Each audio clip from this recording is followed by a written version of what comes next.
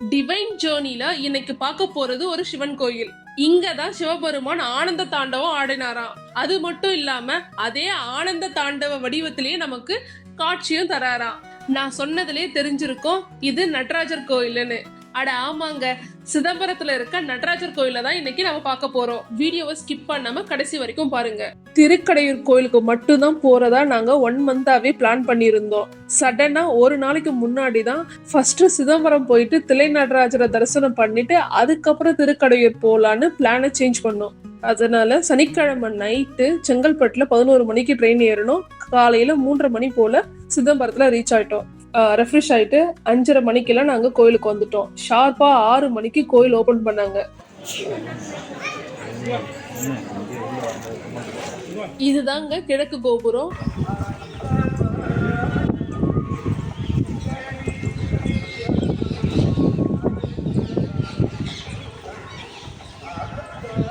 கிழக்கு கோபுர வாசல் வழியா உள்ள வந்ததும் கும்பாபிஷேகத்துக்கு தேவையான ஏற்பாடுகள் எல்லாம் பண்ணிட்டு இருந்தாங்க. யாக குண்டங்கள், நிறைய கலசங்கள், பெருமாளை அழகா அலங்கரிச்சு வச்சிருந்தாங்க. பார்த்ததும் எனக்கு ஒரே ஷாக் ஆயிடுச்சு. அதுக்கப்புறம் பக்கத்துல இருக்கவங்க கிட்ட கேட்டு தெரிஞ்சுக்கிட்டேன். நம்மள பல பேருக்கு சிதம்பரம் அப்படின்னாலே நடராஜர் கோயில் தான் நம்ம ஞாபகத்துக்கு வரும். ஆனா இங்க பெருமாளுக்கும் தனி சன்னதி இருக்கு. அதுவும் 108 திவ்ய தேசங்கள்ல 40வது தேசமாக விளங்கக்கூடியதுதான் இந்த தில்லை கோவிந்தராஜ பெருமாள் கோயில். நான் கூட இந்த கோயில் உள்ள வர வரைக்கும் இது ஒரு சிவன் கோயில் மட்டும்தான் அப்படின்னு நினைச்சிட்டு தான் வந்தேன். வந்ததுக்கு அப்புறம் தான் தெரிஞ்சது இங்க பெருமாளும் இருக்காருன்னு. பெருமாள் கோயிலோட ராஜகோபுரத்தை புதுப்பிச்சிருக்காங்க. அதனாலதான் இந்த மகா சம்பூரோஷண வைபவத்திற்கான ஏற்பாடுகள்லாம் பண்ணிட்டு இருந்தாங்க.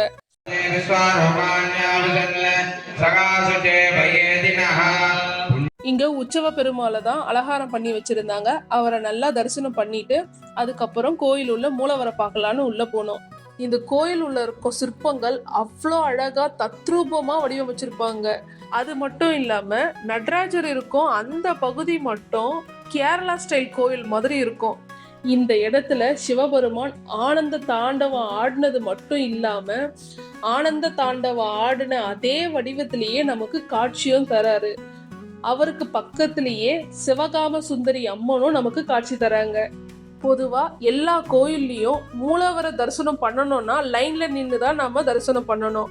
அதுவும் லைன்ல போகும்போதே எட்டி எட்டி பார்ப்போம். மூலவரோட தலை கொஞ்சமா தெரியும். கிட்ட போனதும் முழுசா தெரிஞ்ச மூலவரை கூட நம்மளால சரியா பார்க்க முடியாது. அதுக்குள்ளவே தள்ளி விட்டுருவாங்க. ஆனா இந்த கோயில்ல லைனே கிடையாது. நடராஜரை நல்லா தரிசனம் பண்ணோம். மனசுக்கு அவ்வளோ நிறைவா இருந்தது. எல்லா கோயில்லையும் திருவிழா காலங்கள்ல மூலவர் எப்பவும் பர்மனண்டா அதே இடத்துலதான் இருப்பாரு. உற்சவரை தான் எடுத்துட்டு வீதி உலா வருவாங்க. ஆனா இந்த கோயில்ல மட்டும் மூலவரே உற்சவரா மாறி வீதி உலா வருவாராம். ஒரு சிலரால கோயில் உள்ள சுவாமியை பார்க்க முடியாததாலதான் சுவாமியே வெளியே அவங்களுக்கு காட்சி தருவதா சொல்லுவாங்க. அப்படியே காட்சி தந்தாலும் அவர் உற்சவரா தான் இருப்பாரு. ஆனா இங்க மட்டும் மூலவரே உற்சவரா மாறி காட்சி தராரு. பாருங்களேன் எவ்வளோ பெரிய அதிசயம். நிலம், நீர், நெருப்பு, காற்று, ஆகாயம், இந்த பஞ்சபூத சக்திகளால தான் இந்த உலகமே இயங்கிட்டு இருக்கு. இந்த பஞ்சபூதங்களையும் பிரதிபலிக்க கூடிய விதமா தான் பஞ்சபூத ஸ்தலங்கள் இருக்கு. பஞ்சபூத தலங்கள்ல ஆகாய தலமாக விளங்கக்கூடியதுதான் இந்த சிதம்பரத்துல இருக்க தில்லை நடராஜர் கோயில். நாம சின்ன வயசுல இருந்து இந்த வார்த்தையை கேள்விப்பட்டிருப்போம். எப்போனா ஏதாவது சீக்ரெட் பேசும்போது. அது என்ன வார்த்தைன்னா சிதம்பர ரகசியம். ஆமா, இது பெரிய சிதம்பர ரகசியம்னு சொல்லுவாங்க. சிதம்பரத்தோட ரகசியம் தெரிஞ்சவங்க கமெண்ட் பாக்ஸ்ல கமெண்ட் பண்ணுங்க. நான் கேள்விப்பட்டது என்னன்னா நடராஜரோட சன்னதிக்கு பக்கத்துல ஒரு திரை போட்டிருக்குமா. அந்த திரைய திறந்து ஆரத்தி காட்டுவாங்களாம். தங்கத்தாலான வில்வ மாலை இருக்குமா. அந்த இடத்துலதான் சிவபெருமான் ஆகாயத்தை குறிக்கும் விதமா அருவமா காட்சி தருவாராம்.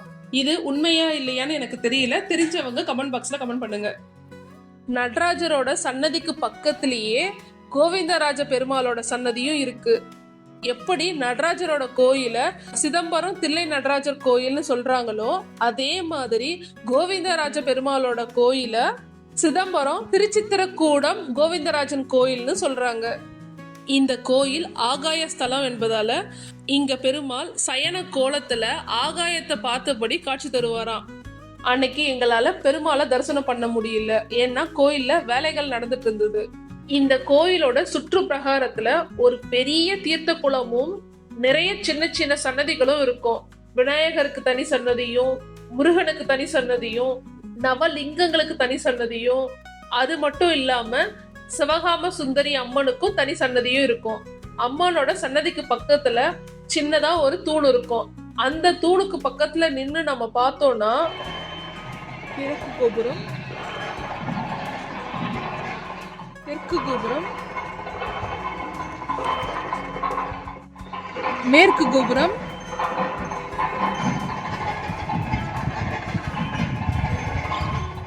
வடக்கு கோபுரம், இந்த 4 கோபுரங்களையும் நாம இந்த ஒரே இடத்துல இருந்து தரிசிக்கலாம். இந்த கோயில பூலோக கைலாசம், கைலாயம், முக்தி தரும் ஸ்தலம்னு சொல்லுவாங்க. இந்த இடத்துல நிறைய தில்லை மரங்கள் இருந்திருக்கு, அதனாலதான் இந்த ஊரை தில்லைன்னு சொல்லுவாங்களாம். இந்த கோயிலோட பெயர் தான் சிதம்பரம். காலப்போக்குல கோயிலோட பேரு ஊர் பேராகவும், ஊரோட பேரு கோயிலோட பேராகவும் மாறி இருக்கு.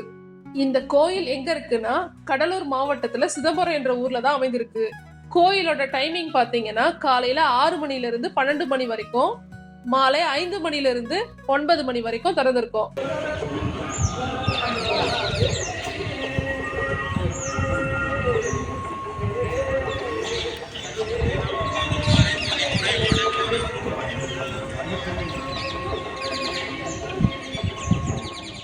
இந்த கோயில் இருக்கும் இடம்தான் உலகத்தோட காந்த புலத்தின் மைய பகுதின்னு சொல்றாங்க. Centre point of world magnetic equator. அது மட்டும் இல்லாம காஸ்மிக் எனர்ஜி டெம்பிள்னு சொல்றாங்க. ஆன்மீக ரீதியா சொல்லணும்னா பிரபஞ்சத்தின் உயிர் சக்தி. இந்த கோயில் ஆன்மீகம் மட்டும் இல்லாம அறிவியல் நிறைந்த கோயிலாவும் இருக்கு. மனிதனோட உடலை பேஸ் பண்ணி தான் இந்த கோயிலே வடிவமைச்சிருக்காங்க. முக்கியமா சொல்ல மறந்துட்டேன், இந்த கோயில்ல உண்டியல் என்ற கான்செப்டே கிடையாது. இன்னும் இந்த மாதிரியான கோயில்களை பற்றி தெரிஞ்சுக்க நம்ம சேனலை சப்ஸ்கிரைப் பண்ணுங்க.